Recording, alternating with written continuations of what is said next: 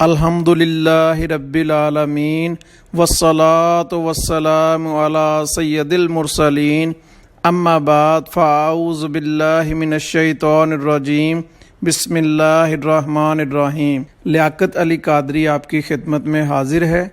آج ہم انشاءاللہ پارہ نمبر 23 یعنی 23ویں پارے کی شارٹ سمری یعنی مختصر خلاصہ سنیں گے۔ شروع کرنے سے پہلے درود شریف پڑھ لیتے ہیں۔ اللہم صلی علی سیدنا محمد وعلی آلہ وصحبہ وسلم۔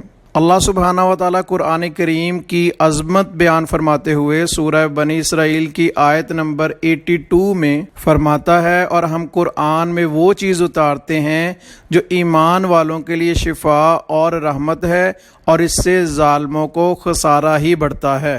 بخاری شریف میں حضرت عثمان غنی رضی اللہ تعالی عنہ سے روایت ہے، نبی اکرم صلی اللہ علیہ وآلہ وسلم نے ارشاد فرمایا، تم میں سے بہتر وہ شخص ہے جو قرآن سیکھے اور سکھائے۔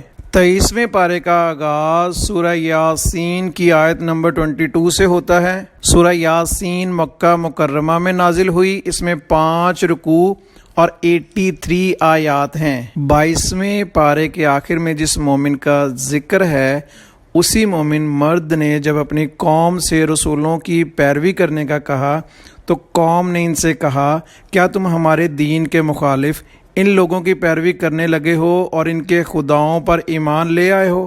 اس کے جواب میں جو اس مومن مرد نے کہا اس کا ذکر کرتے ہوئے اللہ سبحانہ و تعالیٰ 23ویں پارے کی پہلی آیت جو کہ سورہ یاسین کی آیت نمبر 22 ہے اس میں فرماتا ہے، اور مجھے کیا ہے کہ میں اس ذات کی عبادت نہ کروں جس نے مجھے پیدا فرمایا ہے اور تم سب اسی کی طرف لوٹائے جاؤ گے۔ کیا میں اللہ کے سوا اور معبود بنا لوں کہ اگر رحمان مجھے کوئی نقصان پہنچانا چاہے تو ان کی سفارش مجھے کوئی نفع نہ دے اور نہ وہ مجھے بچا سکیں؟ بے شک جب تو میں کھلی گمراہی میں ہوں گا۔ پھر اس چیز کا ذکر ہے کہ ان لوگوں نے اس مومن مرد کو شہید کر دیا تو اللہ سبحانہ و تعالیٰ نے اسے جنت میں داخل کیا۔ جب وہ جنت میں داخل ہوا اور وہاں کی نعمتیں دیکھیں تو اس نے یہ تمنا کی کہ ان کی قوم کو معلوم ہو جائے کہ اللہ تعالیٰ نے اسے بخش دیا اور اس کی بہت عزت افزائی فرمائی ہے۔ اس مومن مرد کو شہید کرنے کی وجہ سے اس قوم پر عذاب آیا اور حضرت جبرائیل علیہ السلام کو حکم ہوا اور ان کی ایک ہی ہولناک آواز سے سب کے سب مر گئے۔ اس کے بعد اللہ سبحانہ و تعالیٰ اپنی نعمتوں کا ذکر فرماتا ہے اور اپنی قدرت کی نشانیاں بیان فرماتا ہے۔ پھر اللہ سبحانہ و تعالیٰ فرماتا ہے، اگر ہم چاہیں تو کشتیوں میں موجود لوگوں کو ڈبو دیں تو اس وقت کوئی ایسا نہ ہوگا جو ان ڈوبنے والوں کی فریاد کو پہنچ کر ان کی مدد کرے، اور نہ ہی خدا کے حکم کے بعد لوگوں کو ڈوب کر مرنے سے بچایا جائے گا۔ البتہ 2 صورتوں میں یہ لوگ بچ سکتے ہیں، پہلی یہ کہ ہم ان پر رحم فرمائیں، دوسری یہ کہ ان کی دنیا سے فائدہ اٹھانے کی مہلت ابھی باقی ہو۔ اللہ سبحانہ و تعالیٰ فرماتا ہے، جب ان سے فرمایا جائے کہ اللہ کے دیے میں سے کچھ اس کی راہ میں خرچ کرو تو کافر کنجوسی اور مذاق اڑانے کے طور پر مسلمانوں کو کہتے ہیں، کیا ہم اسے کھلائیں جسے اللہ چاہتا تو کھلا دیتا؟ تم تو کھلی گمراہی میں ہو۔ بخاری شریف میں حضرت ابو ہریرہ رضی اللہ تعالیٰ عنہ سے روایت ہے، حضور اقدس صلی اللہ علیہ وآلہ وسلم نے ارشاد فرمایا، روزانہ جب بندے صبح کے وقت اٹھتے ہیں تو 2 فرشتے نازل ہوتے ہیں، ان میں سے ایک یوں دعا کرتا ہے، اے اللہ عز و جل خرچ کرنے والے کو اس کی خرچ کی ہوئی چیز کا بدل عطا فرما۔ دوسرا فرشتہ یوں دعا کرتا ہے، اے اللہ عز و جل بخل یعنی کنجوسی کرنے والے نے جو مال بچا کر رکھا ہے اسے ضائع کر دے۔ اس کے بعد قیامت کا ذکر فرمایا گیا اور جنتیوں اور دوزخیوں کے انجام کا ذکر فرمایا گیا۔ قیامت کے دن ابتدا میں کفار اپنے کفر اور رسولوں علیہم السلام کو جھٹلانے کا انکار کریں گے اور کہیں گے، ہمیں اپنے رب اللہ کی قسم ہم ہرگز مشرک نہ تھے، تو اللہ تعالیٰ ان کے منہوں پر مہر لگا دے گا تاکہ وہ بول نہ سکیں۔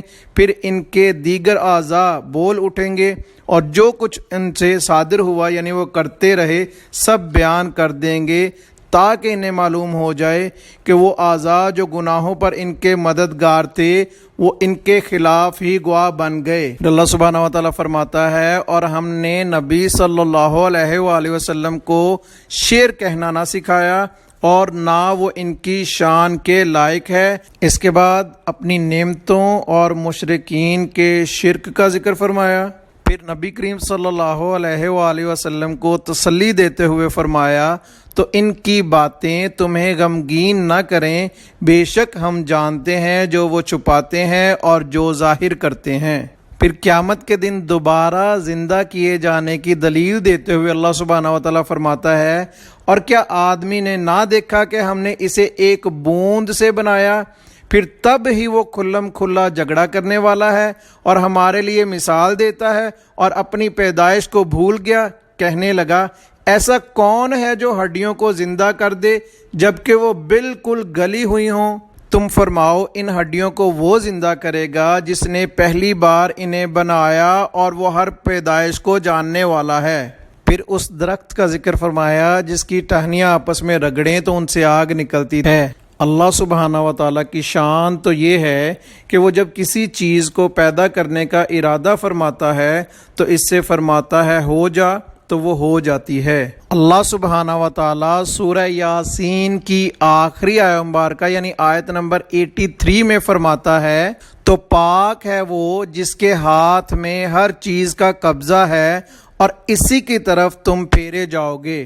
اس کے بعد سورہ صافات کا آغاز ہوتا ہے، یہ مکہ مکرمہ میں نازل ہوئی، اس میں 5 رکوع اور 182 آیات ہیں۔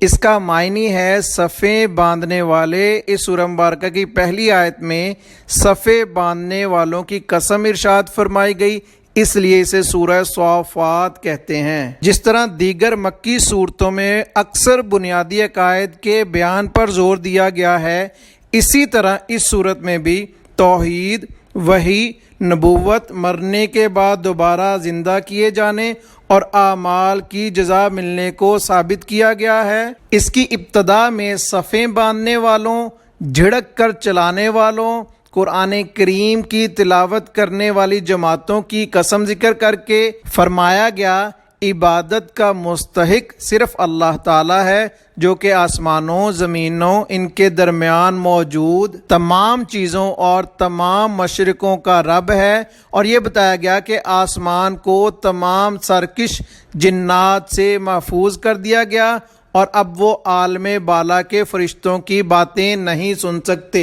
اور جو ان کی باتیں سننے کے لیے اوپر جائے تو اسے شہاب ثاقب سے مارا جاتا ہے۔ کفار نبی کریم صلی اللہ علیہ وآلہ وسلم کے معجزات دیکھ کر مذاق اڑاتے تھے اور مرنے کے بعد دوبارہ زندہ کیے جانے کا انکار کرتے تھے، ان کی مذمت بیان کی گئی اور نبی کریم صلی اللہ علیہ وآلہ وسلم کو تسلی دی گئی کہ وہ دن عنقریب آنے والا ہے جس میں ان کافروں کا انجام انتہائی دردناک ہوگا۔ اخلاص کے ساتھ ایمان لانے والوں کی جزا میں جنت کی نعمتیں بیان کی گئیں اور یہ بتایا گیا کہ لوگوں کو کس چیز کے لیے عمل کرنا چاہیے۔ پچھلی امتوں کے احوال بیان کیے گئے کہ جن لوگوں نے اللہ تعالیٰ کے رسولوں کو جھٹلایا انہیں عذاب میں مبتلا کر دیا گیا، اور جو لوگ ایمان لائے اور انہوں نے اپنے رسولوں کی پیروی کی تو وہ عذاب سے محفوظ رہے۔ حضرت نوح، حضرت ابراہیم، حضرت اسماعیل، حضرت موسیٰ، حضرت ہارون، حضرت الیاس، حضرت لوط اور حضرت یونس علیہ السلام کے واقعات بیان کیے، اور ان میں سے حضرت ابراہیم اور حضرت یونس علیہ السلام کا واقعہ تفصیل کے ساتھ بیان کیا گیا۔ اس سورہ مبارکہ کے آخر میں کفار کے اس عقیدے کے فرشتے اللہ تعالیٰ کی بیٹیاں ہیں اس کا رد کیا گیا اور اللہ تعالیٰ کی پاکی بیان کی گئی ہے۔ سورہ صافات کی پہلی آیت مبارکہ میں اللہ سبحانہ و تعالیٰ فرماتا ہے قسم ہے کتار در کتار صف بستہ جماعتوں کی، پھر بادلوں کو کھینچ کر لے جانے والی یا برائیوں پر سختی سے جھڑکنے والی جماعتوں کی، پھر ذکر الہی یا قرآن مجید کی تلاوت کرنے والی جماعتوں کی، بے شک تمہارا معبود ایک ہی ہے۔ پھر فرمایا وہ شیاطین عالم بالا کی طرف کان نہیں لگا سکتے اور انہیں ہر جانب سے مارا جاتا ہے، انہیں بھگانے کے لیے اور ان کے لیے ہمیشہ کا عذاب ہے۔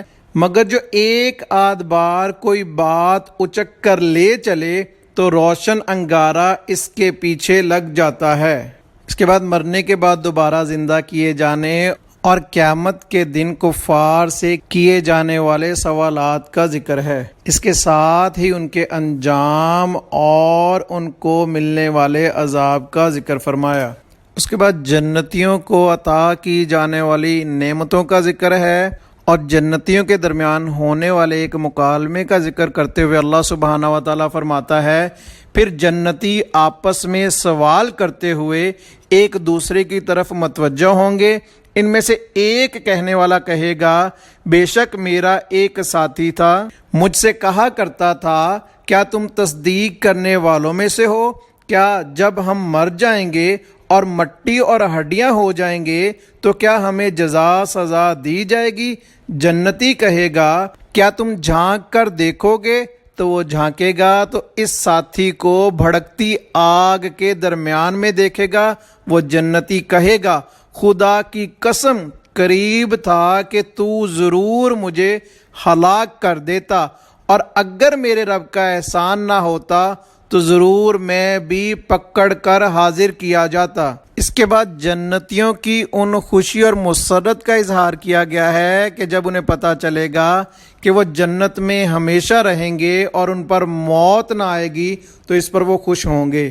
اس کے بعد جہنمیوں کو جو سزا کے طور پر کھانا اور پینا دیا جائے گا اس کا ذکر ہے۔ اس کے بعد حضرت نوح علیہ السلام اور آپ کی قوم کا ذکر آتا ہے۔ پھر سیدنا ابراہیم علیہ السلام کا ذکر ہے، آپ کی قوم کا ذکر ہے، اور جب آپ نے بتوں کو توڑ دیا اس واقعے کا ذکر ہے۔ پھر آپ کی قوم کا آپ کو آگ میں پھینکنا اور اللہ سبحانہ و تعالیٰ کا آپ کو محفوظ رکھنا ذکر فرمایا گیا۔ پھر آپ علیہ السلام کی دعا کا ذکر ہے، آپ نے عرض کی، اے میرے رب مجھے نیک اولاد عطا فرما۔ پھر حضرت اسماعیل اور حضرت ابراہیم علیہ السلام کا واقعہ بیان فرماتے ہوئے اللہ سبحانہ و تعالیٰ فرماتا ہے، پھر جب وہ اس کے ساتھ کوشش کرنے کے قابل عمر کو پہنچ گیا تو ابراہیم نے کہا، اے میرے بیٹے، میں نے خواب میں دیکھا کہ میں تجھے ذبح کر رہا ہوں، اب تو دیکھ کہ تیری رائے کیا ہے؟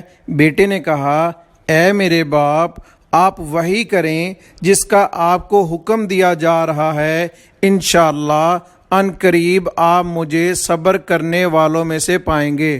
پھر جب ان دونوں نے ہمارے حکم پر گردن جھکا دی اور باپ نے بیٹے کو پیشانی کے بل لٹایا تو اللہ سبحانہ و تعالیٰ نے فرمایا، ہم نے اسے ندا فرمائی کہ اے ابراہیم، بے شک تو نے خواب سچ کر دکھایا، ہم نیکی کرنے والوں کو ایسا ہی صلہ دیتے ہیں، بے شک یہ ضرور کھلی آزمائش تھی۔ اور ہم نے اسماعیل علیہ السلام کے فدیہ میں ایک بڑا ذبیح دے دیا اور ہم نے بعد والوں میں اس کی تعریف باقی رکھی، ابراہیم پر سلام ہو، ہم نیکی کرنے والوں کو ایسا ہی صلہ دیتے ہیں، بے شک وہ ہمارے اعلیٰ درجے کے کامل ایمان والے بندوں میں سے ہیں۔ اس کے بعد حضرت ابراہیم علیہ السلام کو حضرت اسحاق علیہ السلام کی خوشخبری دی۔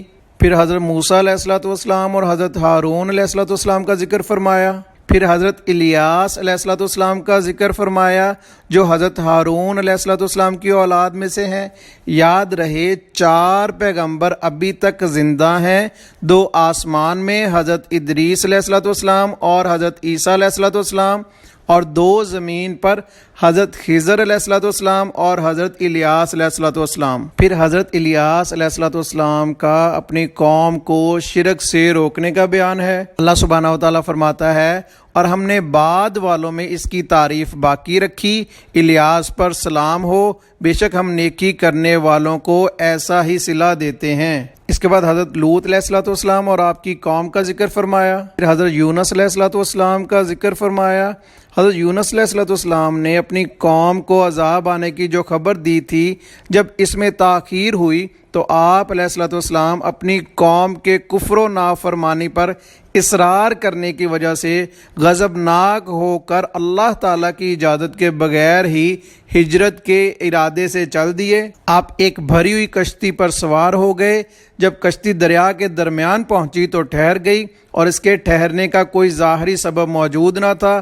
ملاحوں نے کہا کہ اس کشتی میں اپنے مولا سے بھاگا ہوا کوئی غلام ہے۔ چنانچہ قرآن اندازی کی گئی تو اس میں آپ علیہ الصلوۃ والسلام کا ہی نام نکلا۔ اس پر آپ علیہ الصلوۃ والسلام نے فرمایا کہ میں ہی وہ غلام ہوں۔ اس کے بعد آپ علیہ الصلوۃ والسلام کو پانی میں ڈال دیا گیا۔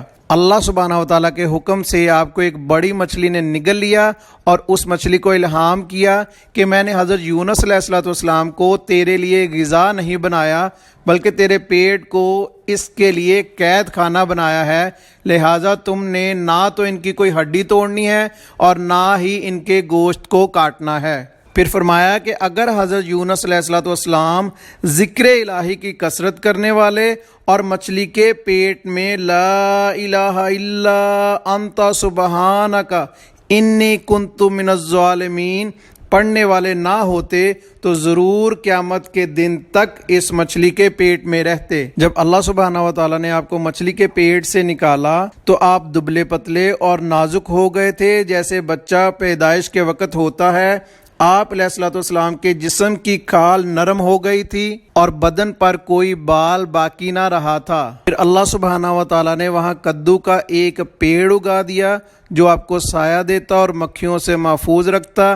اللہ کے حکم سے روزانہ ایک بکری آتی اور اپنا تھن حضرت یونس علیہ الصلوۃ والسلام کے دہن مبارک یعنی منہ مبارک میں دے کر آپ علیہ الصلوۃ والسلام کو صبح شام دودھ پلا جاتی، یہاں تک کہ جسم مبارک کی جلد شریف یعنی کھال مضبوط ہوئی اور اپنے مقام سے بال اگ آئے اور جسم میں توانائی آئی۔ حضرت یونس علیہ الصلوۃ والسلام کے مچھلی کے پیٹ میں رہنے کی مدت کے بارے میں مختلف اقوال ہیں۔ آپ اسی دن نکالے گئے یا 3 دن یا 7 دن یا 20 دن یا 40 دن کے بعد نکالے گئے؟ اس کے بعد کفار کے اس عقیدے کا رد فرمایا گیا کہ وہ کہتے تھے کہ فرشتے اللہ کی بیٹیاں ہیں۔ سورہ صافات کی آخری 3 آیات یعنی آیت نمبر 180، 181 اور 182 میں اللہ سبحانہ و تعالیٰ ارشاد فرماتا ہے، تمہارا رب عزت والا ان تمام باتوں سے پاک ہے جو وہ بیان کرتے ہیں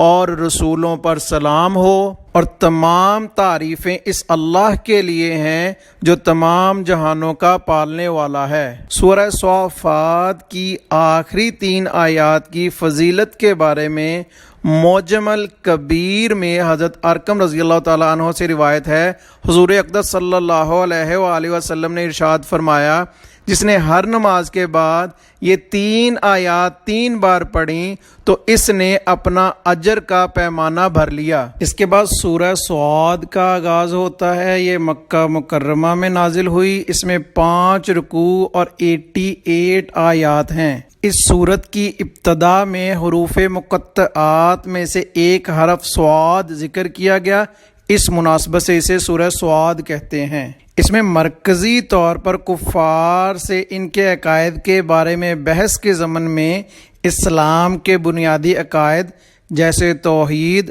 نبوت و رسالت اور مرنے کے بعد دوبارہ زندہ کیے جانے کو ثابت کیا گیا ہے۔ اس کی ابتدا میں بتایا گیا کہ کفار صرف تکبر اور عناد کی وجہ سے رسول کریم صلی اللہ علیہ وآلہ وسلم کی مخالفت پر عمل پیرا ہیں، اور انہیں اس بات پر تعجب ہو رہا ہے کہ انہی میں سے ایک ڈر سنانے والا عظیم رسول تشریف لایا اور اس نے ان سب بتوں کی عبادت کو باطل قرار دے دیا جن کی وہ بڑے عرصے سے عبادت کرتے چلے آ رہے تھے۔ اپنے انبیاء کرام علیہ الصلاۃ والسلام کو جھٹلانے والی سابقہ امتوں کے دردناک انجام کو بیان کر کے کفار مکہ کو نصیحت کی گئی کہ اگر وہ بھی اپنی سرکشی پر قائم رہے تو انہیں بھی ہلاک کر دیا جائے گا۔ حضرت داؤد، حضرت سلیمان اور حضرت ایوب علیہ الصلاۃ والسلام کے واقعات تفصیل کے ساتھ بیان کیے گئے، اور حضرت ابراہیم، حضرت اسحاق، حضرت یعقوب، حضرت اسماعیل، حضرت یسع اور حضرت ذوالکفل علیہ الصلاۃ والسلام کے واقعات اجمالی طور پر بیان کیے گئے، اور ان واقعات کو بیان کرنے سے مقصود نبی کریم صلی اللہ علیہ وآلہ وسلم کو کفار کی طرف سے پہنچنے والی اذیتوں پر تسلی دینا ہے۔ آخر میں حضرت آدم علیہ الصلوۃ والسلام کی تخلیق اور شیطان کے انہیں سجدہ نہ کرنے والا واقعہ بیان کیا گیا۔ اس کی پہلی آیت مبارکہ میں اللہ سبحانہ و تعالیٰ فرماتا ہے ذکر والے قرآن کی قسم، بلکہ کافر لوگ ناحق حمیت و تکبر میں اور ہمارے نبی صلی اللہ علیہ وآلہ وسلم کی مخالفت و عداوت میں مبتلا ہیں۔ اے محبوب صلی اللہ علیہ وآلہ وسلم، ہم نے ان سے پہلے کتنی قومیں ہلاک کر دیں تو وہ پکارنے لگے حالانکہ بھاگنے کا وقت نہ تھا۔ پھر کفار مکہ کے تعجب کا اظہار فرمایا کہ انہیں اس بات پر تعجب ہوا کہ ان کے پاس انہی میں سے ایک ڈر سنانے والا رسول تشریف لایا، اور کافروں نے کہا یہ جادوگر ہے، بڑا جھوٹا ہے، نعوذ باللہ من ذالک۔ کیا اس نے بہت سارے خداؤں کو ایک خدا کر دیا؟ بے شک یہ ضرور بڑی عجیب بات ہے۔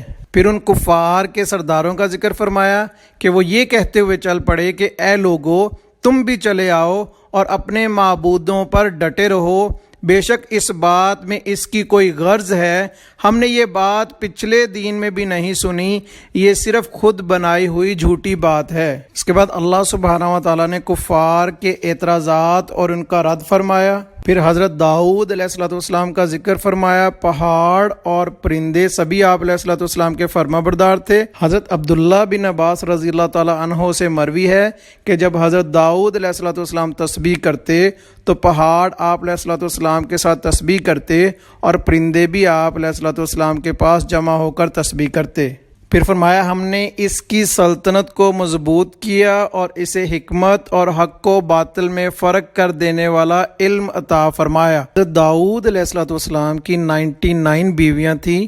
آپ کو ایک اور عورت پسند آ گئی جس سے آپ شادی کرنا چاہتے تھے، تو اللہ سبحانہ و تعالیٰ نے 2 فرشتے بھیجے جنہوں نے فرضی معاملہ آپ کے سامنے پیش کیا۔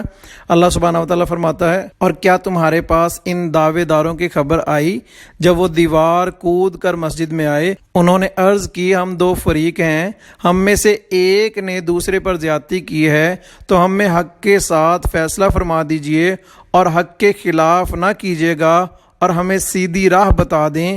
بے شک یہ میرا بھائی ہے، اس کے پاس 99 دمبیاں ہیں اور میرے پاس 1 دمبی ہے، اب یہ کہتا ہے کہ وہ بھی میرے حوالے کر دو، اور اس نے اس بات میں مجھ پر زور ڈالا ہے۔ سیدنا داؤد علیہ السلام نے فرمایا بے شک تیری دمبی کو اپنی دمبیوں کے ساتھ ملانے کا سوال کر کے اس نے تجھ پر زیادتی کی ہے، اور بے شک اکثر شریک ایک دوسرے پر زیادتی کرتے ہیں، مگر ایمان والے اور اچھے کام کرنے والے ایسا نہیں کرتے، اور وہ بہت تھوڑے ہیں۔ پھر حضرت داؤد علیہ السلام سمجھ گئے کہ اللہ سبحانہ و تعالیٰ نے آپ کو صرف آزمایا تھا، تو اس پر اپنے رب سے معافی مانگی اور سجدے میں گر پڑے اور رجوع کیا۔ یاد رہے یہ آیات ان آیات میں سے ہے جن کے پڑھنے اور سننے والوں پر سجدہ تلاوت واجب ہو جاتا ہے۔ پھر اللہ سبحانہ و تعالیٰ فرماتا ہے تو ہم نے اسے یہ معاف فرما دیا، اور بے شک اس کے لیے ہماری بارگاہ میں ضرور قرب اور اچھا ٹھکانہ ہے۔ پھر اللہ سبحانہ و تعالیٰ قرآن کریم کی عظمت بیان کرتے ہوئے فرماتا ہے یہ قرآن ایک برکت والی کتاب ہے جو ہم نے تمہاری طرف نازل کی ہے تاکہ لوگ اس کی آیتوں میں غور و فکر کریں اور عقل مند نصیحت حاصل کریں۔ پھر حضرت سلیمان علیہ السلام کا ذکر فرمایا اور فرمایا جب اس کے سامنے شام کے وقت ایسے گھوڑے پیش کیے گئے جو 3 پاؤں پر کھڑے اور چوتھے پاؤں کا کنارہ زمین پر لگائے ہوئے تھے، بہت تیز دوڑنے والے تھے، تو سلیمان نے کہا مجھے اپنے رب کی یاد کے لیے ان گھوڑوں کی محبت پسند آئی ہے۔ پھر انہیں چلانے کا حکم دیا یہاں تک کہ وہ نگاہ سے پردے میں چھپ گئے۔ پھر حکم دیا انہیں میرے پاس واپس لاؤ، تو ان کی پنڈلیوں اور گردنوں پر ہاتھ پھیرنے لگے، اور فرمایا بے شک ہم نے سلیمان کو آزمایا اور اس کے تخت پر ایک بے جان بدن ڈال دیا۔ پھر اس نے رجوع کیا، عرض کی اے میرے رب مجھے بخش دے اور مجھے ایسی سلطنت عطا فرما جو میرے بعد کسی کو لائق نہ ہو، بے شک تو ہی بہت عطا فرمانے والا ہے۔ اللہ سبحانہ و تعالیٰ نے فرمایا ہم نے ہوا سلیمان کے قابو میں کر دی، اس کے حکم سے نرم نرم چلتی جہاں وہ پہنچنا چاہتے، اور ہر معمار اور غوطہ خور جن کو اور دوسرے بیڑیوں میں جکڑے ہوئے جنوں کو سلیمان کے تابع کر دیا۔ پھر حضرت ایوب علیہ السلام کا ذکر کیا اور فرمایا ہمارے بندے ایوب کو یاد کرو جب اس نے اپنے رب کو پکارا کہ مجھے شیطان نے تکلیف اور ایذا پہنچائی ہے، تو ہم نے فرمایا زمین پر اپنا پاؤں مارو، یہ نہانے اور پینے کے لیے پانی کا ٹھنڈا چشمہ ہے۔ پھر اللہ سبحانہ و تعالیٰ نے فرمایا اور ہم نے اپنی رحمت کرنے اور عقل مندوں کی نصیحت کے لیے اسے اس کے گھر والوں اور ان کے برابر اور عطا فرما دیے۔ بیماری کے زمانہ میں حضرت ایوب علیہ السلام کی زوجہ ایک بار کہیں کام سے گئیں تو دیر سے آپ علیہ السلام کی خدمت میں حاضر ہوئیں۔ اس پر آپ علیہ السلام نے قسم کھائی کہ میں تندرست ہو کر تمہیں 100 کوڑے ماروں گا۔ جب حضرت ایوب علیہ السلام صحت یاب ہوئے تو اللہ تعالیٰ نے حکم دیا کہ آپ علیہ السلام انہیں جھاڑو مار دیں اور اپنی قسم نہ توڑیں۔ چنانچہ حضرت ایوب علیہ السلام نے 100 تیلیوں والا ایک جھاڑو لے کر اپنی زوجہ کو ایک ہی بار مار دیا۔ پھر حضرت ابراہیم، حضرت اسحاق، حضرت یعقوب، حضرت اسماعیل، حضرت یاسر اور حضرت ذوالکفل کا ذکر فرمایا اور ان کی تعریف فرمائی اور فرمایا یہ سب بہترین لوگ ہیں۔ پھر حضرت آدم علیہ السلام اور شیطان کا واقعہ بیان فرمایا۔ سورہ صاد کی آخری 3 آیات میں اللہ سبحانہ و تعالیٰ نبی کریم صلی اللہ علیہ وآلہ وسلم سے ارشاد فرماتا ہے تم فرماؤ میں اس پر تم سے کچھ اجرت نہیں مانگتا اور میں جھوٹ گڑنے والوں میں سے نہیں ہوں، یہ تو سارے جہان والوں کے لیے نصیحت ہی ہے اور ضرور ایک وقت کے بعد تم اس کی خبر جان لو گے۔ اس کے بعد سورہ زمر کا آغاز ہوتا ہے۔ یہ 2 آیات کے علاوہ مکی ہے، اس میں 8 رکوع اور 75 آیات ہیں۔ اس کا معنی ہے کئی گروہ اور کئی جماعتیں۔ اس میں مرکزی طور پر اللہ تعالیٰ کے وجود اور اس کی وحدانیت پر دلائل ذکر کیے گئے اور قرآن پاک کو اللہ تعالیٰ کی وحی ہونا بتایا گیا۔